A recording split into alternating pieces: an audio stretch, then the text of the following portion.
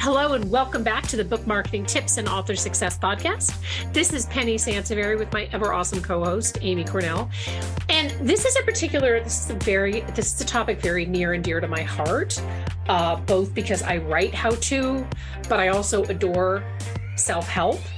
And we're talking today about how to sell more copies of your self-help or how-to title, because there are some really unique challenges to this market. And let me explain so self-help is kind of self-evident, obviously, but how-to is a little bit more, it can be anything from like my books, How to Market Your Book on Amazon, to I stumbled on one book on Amazon, How to Teach Your Cat French, right?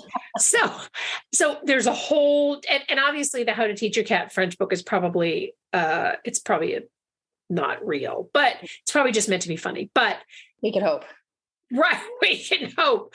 But the idea really is that, and I can speak from my own experience, right? People who shop for these books usually have multiple 3 or 4 similar titles, or even dozens. I mean, if you look at my Kindle app, I have dozens of how-to and self-help books because I'm a huge fan of that. I read different genres too, but that is something that I'm really a huge fan of. So we're really looking at talking about how to stand out from this really cluttered market and turn more of your inquisitive shoppers into book buyers. Right. Like I love that point, Penny, because if they're still shopping, then that means they probably haven't found a method that really works for them yet. Or maybe it worked for a while and it doesn't work anymore. Or for whatever reason, they're still searching, hunting, or, like you are just fans of education and learning, and they feed themselves with just getting a bunch of different viewpoints and perspectives. And that's what they're looking for. But either way, they're still shopping. And that's where your unique selling points really come in. That's where you have an opportunity to grab their attention. Exactly. Or it could be your unique selling points yes, your background, your expertise, and I want to elaborate on that in a minute, but it could also be the unique selling point of the topic. So around I'm just going to go like full disclosure, open the kimono. At the end of the year, I love books on time management, getting organized. That's like my late December between Christmas and New Year kind of thing. I love going through these books. One of the things that one of the books talked about, and I was sorry that this wasn't in the book description because I looked and it wasn't in there, is that time management books generally don't work for this reason. And that to me was really burying the lead. That to me is your USP. That's your unique selling proposition, right? Yeah, I love that. Yeah, that should have been in the book description because, and in this paragraph, the author talked about this too.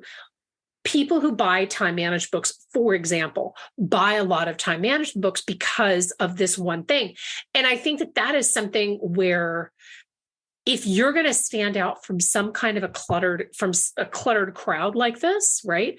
I imagine there's probably only one book on Amazon about teaching your cat French, but I would bet you that there are 500,000 books on Amazon about time management. So what is your unique selling proposition? The other piece of it is, what is your background? Okay. So and we've talked about this before on podcasts, and I want to mention how you can kind of supplement your background. If, let's say, for example, you wrote a book on diet and health or something, and you're not a dietitian, you're not a doctor, you're not a nurse, you could potentially get credibility for this topic. And let's say you wrote a really good book, lost 100 pounds, whatever, I remember we had an author a bunch of years ago. She wrote, before plant-based eating was a trend. Now, obviously it's called vegan, but at the time it was just called plant-based. And she had put her father after a heart attack on this, and just completely this fixed all of his issues. And she wrote this book, and I said, we're going to have a hard time promoting this book because you don't really have the expertise, with all due respect to this diet and your dad and the changes that you created in his life. You've got to get somebody to write a foreword. So in her case, she got doctors and dietitians to weigh in, and that helped to lend credibility. But if you're buying anything on how-to, anything on self-help, you got to know that this matters to potential buyers, because you've got to build confidence. So adding it to your bio on Amazon, adding it to your website. And then, like I said, do not bury the lead on what your USP is. Yes, absolutely. I think that's a really good point. People care about what the person, why are they selling me this? What is their unique background? They absolutely dig into that. And we've done episodes across multiple episodes where we've mentioned the importance of your bio on Amazon. So I love that you mentioned that, Penny, because so often authors, kind of miss the mark on what really should be in your bio and what shouldn't. So I'm glad you made a point to bring that up too. Yeah.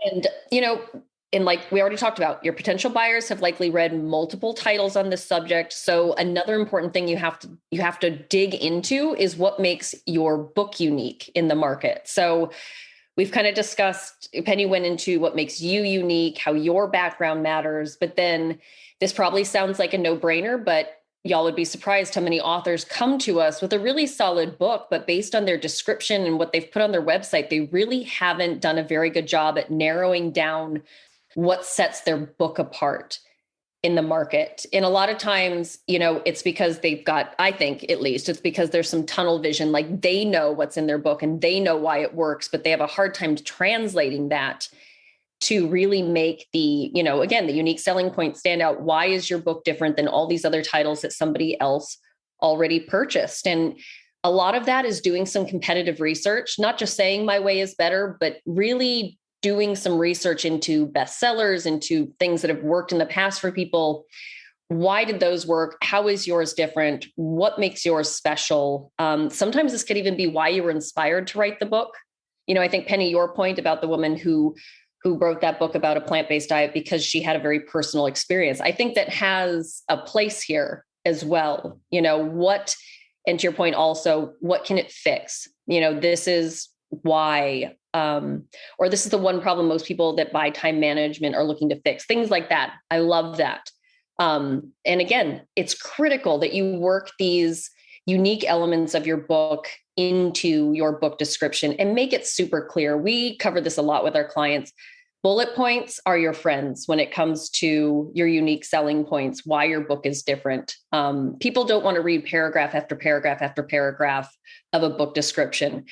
They scan, and if anything, I guarantee you, your bullet list is going to catch their attention. So put your best selling points and your most unique selling points in a bullet list to make it easy for them to make that quick decision.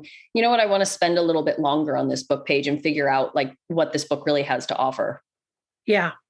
Yeah. And I also think one of the things that I recommend too is read the reviews of other books, because a lot of times this can give you some insight into what readers are looking for. And a lot of times this is something that I recommend too in the book development stage. So where are the holes in some of the other books that are out there? And what are some of the reviews saying about these books and what can you address? But it can also give you some ideas about, and not just because one guy said one thing, but if you start to see something multiple times, you're really getting a sense there's sort of a thread. And that's another way too. I mean, I both have a love and hate relationship with reviews on Amazon, certainly. But I think that, aside from the reviews on Amazon, it's also important that as you're putting yourself out there, the book will not automatically make you a thought leader. There are other bricks that have to be kind of laid under that foundation. So what other kind of exposure do you have already? Now, if I'm looking at a book, so just as an example, there was some BookBub deal, and I love books on brain health. Like I love that. But if I'm looking at something that is about that particular topic, I'm looking at the person's expertise. Obviously, I'm looking at their exposure online, and I'm not looking at their social media. I'm looking at their website, right? Are they, have they been quoted in places? How current is the book? Those kinds of things. So I think your online real estate is also important. The book lends you a lot of credibility, but the real estate, your online real estate helps to build up that thought leadership status, and as well as pitching yourself. The other piece of this, though, too, and we talked about this, I forget now which episode this was, but we talked about this last year around pitching yourself. I think it was the pitching yourself to the media topic. And we talked about how, as a nonfiction author, so let's just say nonfiction just generally, finding different angles to popular topics, to something that's making pop culture, right? That also shows sort of how diverse different topics that you can speak to and things like that. It also helps to get you more online real estate because you're being interviewed or you're being quoted, or there's some kind of mention at some online publication, those kinds of things. Absolutely. And I think to even expand on that a little bit, and I realize we all are strapped for time in 8 million different ways, but I will say when an author comes to us and they've written a book that's either in self-help or how-to, and I do a little search on their background and things like that, I definitely pay attention, Penny, when this person is mentioned in other professional capacities. So maybe it's not necessarily a full-blown article that they've written, but I do take notice if they're a part of an organization or an association, or if they, you know what I mean? Those kind of things tend to pop up online too, if you really have been in your industry for a while. I mean, if you look up Penny, you'll see a million things. So those kind of things also stand out. So again, there's a lot that goes into making yourself a thought leader. And so even, being a part of an organization, things like that also just add to your overall online clout when people go to see, like, what does this person really have to offer? All those things matter. Yeah, absolutely. It all kind of, these are all sort of the building blocks of your career and your message. And I think this sort of dovetails into talking about your website. Create something that builds trust, encourages engagement, keeps people in your funnel and coming back for more. Now, one of the things with self-help and how-to is that, sometimes the authors want to do speaking. And I know Amy's going to talk about creating multiple different sort of editions of the book, which I love talking about with authors too. But you really want to, maybe you want to build your speaking, maybe you want to build your consulting, maybe this is part of a bigger sort of brand strategy. Your website should have, at its very basic, you should definitely have a blog up there. You should be talking about this. Blogging is not dead. At the very least, once a month, once a week, whatever you feel that you can do, participate in conversations that are happening on a national level. So I talked to an author day before yesterday or something, just ahead of the big Prince Harry book release. And I said to her, a lot's being said about this book. And she's a marriage and family therapist. I said, why don't you do a blog post talking about some of Harry's backstory that isn't really being talked about? Like, what gets a person to this point in their life where they're publishing this book, they're blowing up the royal family, they're doing all this other stuff. So what I'm suggesting to you is find things that are going on right now that you can put your unique spin on. So we had an author a couple of years ago during we contacted him. There was another school shooting and it was just awful. And I said, you need to get on your website and start talking about, because his message was about bullying. And he talked about that. So creating a website and creating a presence for you to not just selling this book, but you're selling the entire message. So talk about creating your spin on something that's making national news, and, or, maybe it's not national news, maybe it's seasonal or something like that. Does that make sense, Amy?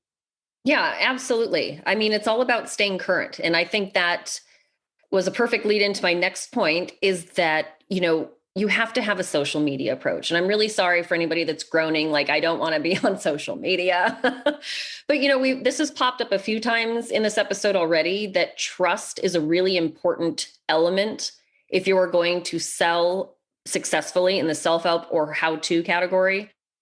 So social media, believe it or not, really does add to that trust level. And in the reason, and I'm not saying people are like, yeah, but social media is bullshit. But like, I get that.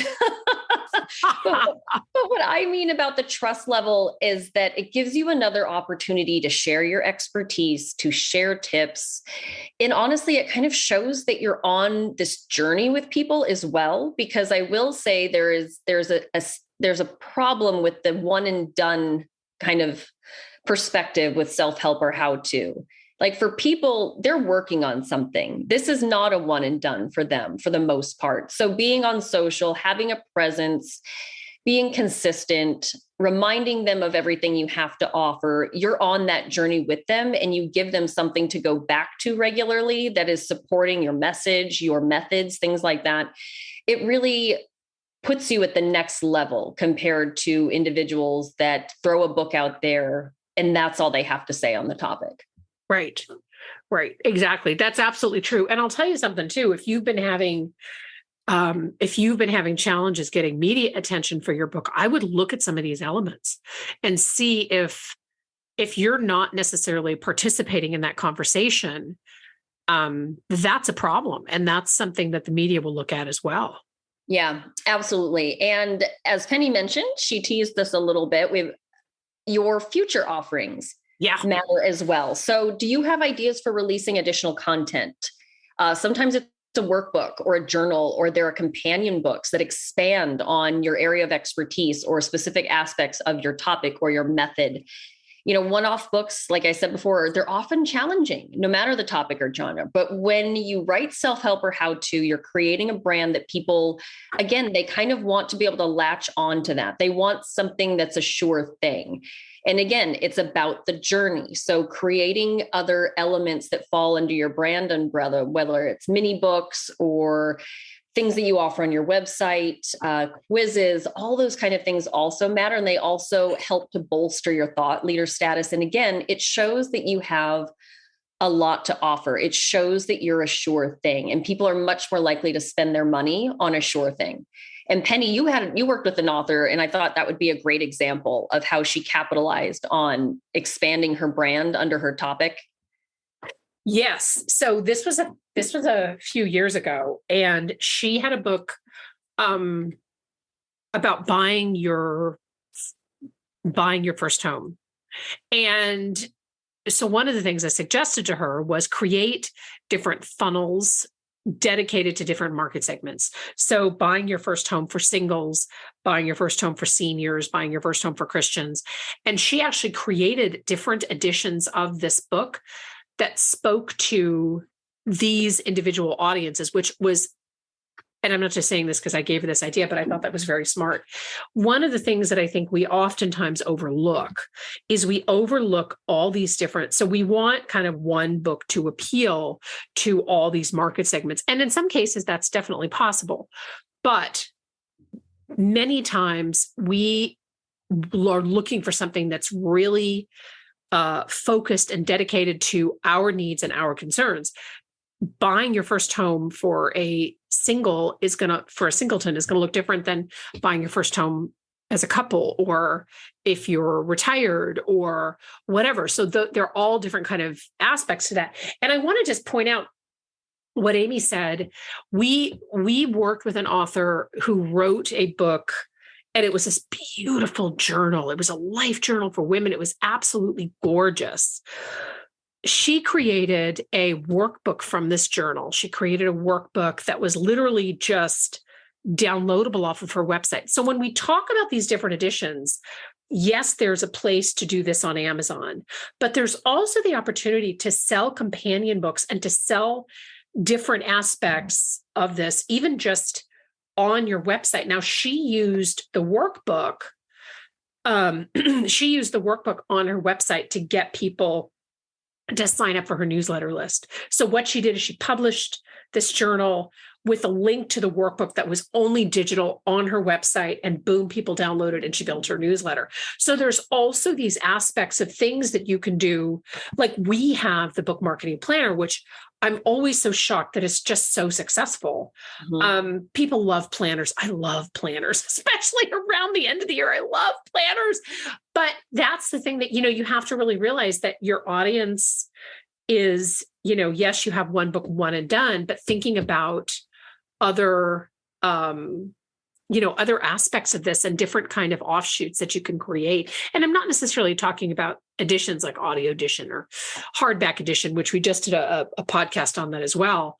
I'm talking about spinoffs, like Frasier was a spinoff of Cheers. So different kinds of, you know what I mean? I mean, I know that was kind of a silly analogy, but just kind of different. No, but we love Frasier, so I appreciate it. So. Right. Different kind of spinoffs. And Penny, you've had the same challenge as well. And I hope most people that do fall into these categories, I hope they feel the same way, that you have so much to say. Usually, if you truly are a thought leader, if you've really figured out a great formula for something, you've got a lot to say. And sometimes it's really hard to put that all into a book and make it work into one book. So I really hope that most of you listening see this as a really great opportunity to tap into all of the different elements of what you do and what you know and what you figured out and how you can guide people, and realize that there are ways to utilize all that knowledge, and they don't all have to get crammed into a single book, because honestly, I'd say rarely does that make for the best book anyway, Yeah, that's absolutely true. And, I think that if you've written an evergreen book, and this does dovetail something into a blog post that just actually went live yesterday. So I wrote several editions of the How to Sell Books by the Truckload on Amazon, which I am updating yet again. And because it's like an evergreen Groundhog Day. I know, it's a Groundhog Day. It is an evergreen book. But it does have to be updated, because I stand behind the usefulness of this book. And I know that sounds exhausting. However, sometimes these updates just, because Amazon they just changed their Author Central pages. I'm not a huge fan of the new Author Central pages, but that's a conversation for another time. And I decided to write a blog post on this because I wanted to, as an offshoot of this, How to Sell Books by the Truckload, be known as that book marketing, Amazon marketing expert. So I put this blog post up, and some form of that will wind up at some point in the book as I'm updating it, probably expand it out and whatnot. But that's kind of what we're talking about. So yes, you want to look at your book. Does it need to get updated? Definitely spend the time and make those updates. It doesn't necessarily mean that you have to rewrite the entire book. That's not what we're saying. But also using different aspects that maybe you couldn't include, didn't really belong in the book, or some kind of new way of thinking or new research or whatever for, to create additional content. So yeah, because we've run into that before, right? With authors that contact us and they've got a great concept, they've got a decent platform, but the book was released 3 or 4 years ago. And you and I know just on a superficial level that things have changed in their industry, and it's like, oh, this is going to be, and we have to have that tough conversation with them. Like, do you think, your book deserves some updates, before you pump money into a big marketing push? Yeah. Because if we're questioning it, I guarantee you potential buyers are also questioning it as well. So sometimes it's a tough decision to make. It really depends on how far you want to take that book. But I appreciate that you mentioned that, Penny, because that's something that you really should come to terms with early on, because you don't want to wait until it's too late and then you're playing a lot of catch up. Well, and one final thing that I think is worth mentioning here, and this is actually, I'm not going to quote Stephen King.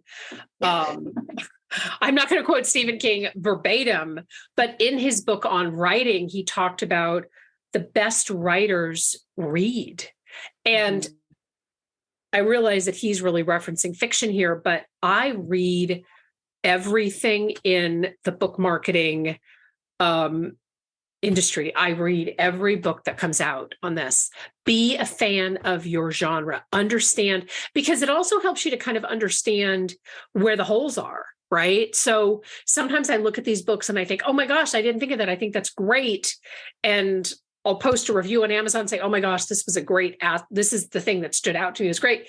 But other times you'll think, oh, this book was great, but I feel like the author could have addressed XYZ, and I'm going to incorporate that in my book. And you won't know that unless you are immersed in your genre. So that's the other takeaway on this is I think in order to sell more, you really have to know more.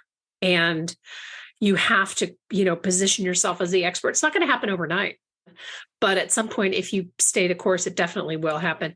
Amy, this was a great idea for a podcast. I'm really, really glad we did this show.